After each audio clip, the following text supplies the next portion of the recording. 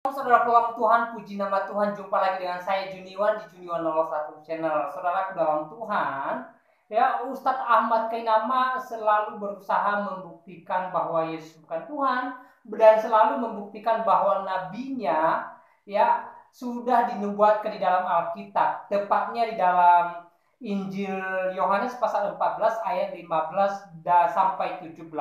Nah, saudara Tuhan, ayat ini sering digunakan oleh Ustadz Ahmad Kainama sebagai bahan jualannya, ya, dengan mengatakan ayat ini adalah nubuat tentang Nabi Muhammad. Dan rupanya saudara dalam Tuhan, di satu momen Ustadz Ahmad Kainama ya dijebak oleh mulutnya sendiri, oleh perkataannya sendiri. Nanti saya bagikan videonya. Namun sebelum saya bagikan videonya, saya bacakan ayat yang menjadi bahan jualan Ustadz Ahmad Kainama ya di dalam kitab Injil Yohanes ini. Sekali lagi Yohanes 14 ayat 15 sampai 17. Demikian firman Tuhan. Jikalau kamu mengasihi aku, kamu akan menuruti segala perintahku. Aku akan meminta kepada Bapa dan ia akan memberikan kepadamu seorang penolong yang lain supaya ia menyertai kamu selama-lamanya, yaitu Roh kebenaran. Dunia tidak dapat menerima dia sebab dunia tidak melihat dia dan tidak mengenal dia. Tetapi kamu mengenal dia sebab ia menyertai kamu dan akan diam di dalam kamu. Nah, saudara dalam Tuhan, ini ayat yang sering dipakai, diperalat oleh Ustadz Ahmad Kainama sebagai bahan jualannya di media online. Nah, saudara dalam Tuhan, sebelum kita lanjut, silahkan tonton cuplikan video berikut. Jadi mari kita bahas tentang Parakletos sebagai sebuah gelar keilahian. Jadi Parakletos adalah gelar keilahian, artinya gelar itu hanya untuk Tuhan. Bagaimana tanggapan Kainama soal itu? Menit kelima, Parakletos itu adalah divine title atau gelar keilahian. Ya benar. Itu Bapak tahu. Ya benar. Itu Bapak tahu. Jadi Ustadz Kainama mengakui bahwa Parakletos adalah gelar keilahian, tapi yang tidak disadari Ustadz Kainama adalah dengan menyebut Muhammad sebagai Parakletos dia sedang menyematkan gelar ilahi kepada Muhammad. Artinya Kainama sudah menyamakan Muhammad dengan Tuhan.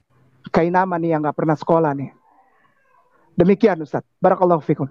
Nah, saudara dalam Tuhan, itu videonya. Dan dari video tadi kita mendengarkan bagaimana Ustadz Ahmad Kainama terjebak dengan perkataannya sendiri, di mana Parakletos atau dalam bahasa Indonesia Roh Kudus diakui sebagai lambang keilahian. Namun di sisi lain Ustadz Ahmad Kainama mengatakan bahwa Parakletos ini ya nubuat mengenai Nabi Muhammad. Jadi di satu sisi ya Ustadz Ahmad Kainama berkata benar dengan mengatakan bahwa Parakletos ini adalah lambang keilahian, tetapi di sisi lain dia ngawur ketika Parakletos ini dia sandangkan dengan nabinya, karena ya umat Muslim sendiri mengakui bahwa Nabi Muhammad itu ya manusia biasa, hanya seorang rasul, ya bukan Tuhan. Jadi sangat ngawur seorang Ustadz Ahmad Kainama yang menyandangkan Parakletos terhadap nabinya, ya sangat tidak cocok. Ya seakan-akan nabinya itu Allah itu sendiri. Ya. Sementara umat Muslim di dunia ini mengakui Nabi Muhammad itu hanya seorang rasul. Nah, saudara dalam Tuhan, ya kita sedikit membahas ayat yang sering dimanfaatkan oleh Ustadz Ahmad Kainama ini di dalam Injil Yohanes pasal 14 ayat 15 sampai 17. Ya, saudara, seorang penolong atau dalam bahasa Yunaninya Parakletos, ya. Ini sering dipakai atau dijadikan bahan jualan oleh Ustadz Ahmad Kainama dan mengatakan bahwa ini nubuat mengenai nabinya yang akan datang. Jadi kata seorang penolong ini yang menurut Ustadz Ahmad Kainama itu merujuk kepada Muhammad, bukan kepada Roh Kudus. Nah, saudara dalam Tuhan, apa betul demikian? Ya, kalau kita melihat dan membaca di dalam ayat ini, sebenarnya sudah jelas bahwa ini tidak merujuk kepada manusia atau kepada seorang nabi, ya, tetapi ini menuju kepada seorang yang wujudnya tidak bisa dilihat oleh mata, ya, atau tidak bisa dilihat secara kasat mata, ya, karena ini merujuk kepada roh, ya. Coba saya bacakan dan saudara perhatikan, ya. Jikalau kamu mengasihi aku, kamu akan menuruti segala perintahku. Aku akan meminta kepada Bapa dan ia akan memberikan kepadamu seorang penolong yang lain supaya ia menyertai kamu selama-lamanya, yaitu roh kebenaran.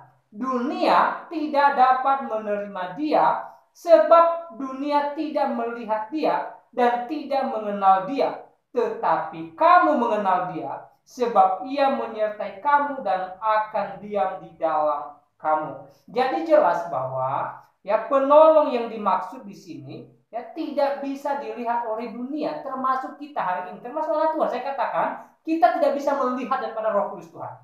Ya, sekali lagi saya tegaskan bahwa kita tidak bisa melihat secara kasat mata ya tentang wujud ya Roh Kudus Tuhan. Tetapi ya sebagai anak-anak Tuhan, sebagai orang yang hidup dalam Tuhan, ya, kita bisa merasakan kehadiran Roh Kudus di dalam diri kita. Makanya firman Tuhan berkata, ya, tetapi kamu mengenal dia sebab ia menyertai kamu. Ya, firman Tuhan tidak berkata bahwa kita bisa melihat Roh Kudus atau seorang penolong ini dengan kasat mata. Tetapi apa yang dikatakan Alkitab, ya, kita atau anak-anak Tuhan, ya, bisa mengenal yang namanya Roh Kudus ini sebab ia menyertai kamu dan akan diam di dalam kamu. Jadi melihat dengan mengenal ini sangat berbeda artinya. Dan jelas saudara dalam Tuhan bahwa anak-anak Tuhan yang mengenal Roh Kudus walaupun tidak bisa melihat secara kasat mata. Mengenal Roh Kudus dari Alkitab, dari firman Tuhan, dan juga mengenal pekerjaan Roh Kudus, karya Roh Kudus, ya, ketika Roh Kudus bekerja dalam kehidupan kita sebagai anak-anak Tuhan. Jadi jelas ya. Jadi kalau Ustadz Ahmad Kainama berkata bahwa seorang penolong ini merujuk kepada seorang nabi yang dia percayai, saya rasa ini salah besar. Ya, karena Nabi Muhammad pun bisa dilihat secara kasat mata karena dia manusia, ada yang membuktikan. Ya, dia ditulis dalam Al-Qur'an. Sementara roh yang dimaksud di sini, seorang penolong yang dimaksud di sini adalah seorang penolong yang wujudnya tidak bisa dilihat secara kasat mata. Dan ini bukan kata saya, ini kata firman Tuhan. Ya, anak-anak Tuhan hanya bisa mengenal daripada roh itu sendiri. Sekali lagi, bagaimana kita mengenal roh itu sendiri? Yaitu pertama melalui firman Tuhan yang sudah dinyatakan dalam Alkitab. Dan kedua, ya, mengenai karya-karya Roh Kudus yang hari-hari kita alami dalam kehidupan kita. Ya, anak-anak Tuhan pasti tahu seperti apa karya Roh Kudus itu. Ya, pasti mengenal seperti apa pekerjaan Roh Kudus itu dalam setiap kehidupan kita. Jadi saudara dalam Tuhan, jualan-jualan daripada Ustadz Ahmad Kainama ini sebenarnya hanya sekedar jualan semata, ya, tidak benar ya. Jadi apa yang dikatakan oleh firman Tuhan sangat berbeda dengan jualan Ustadz Ahmad Kainama. Nah, saudara dalam Tuhan, saya tidak panjang lebar memberikan komentar terhadap video ini. Kiranya penjelasan singkat ini memberkati kita dan Tuhan Yesus memberkati kita semua. Saya Juni Wandi Junior 01 channel undur diri dan sampai jumpa di video berikutnya. Tuhan Yesus memberkati. Shalom.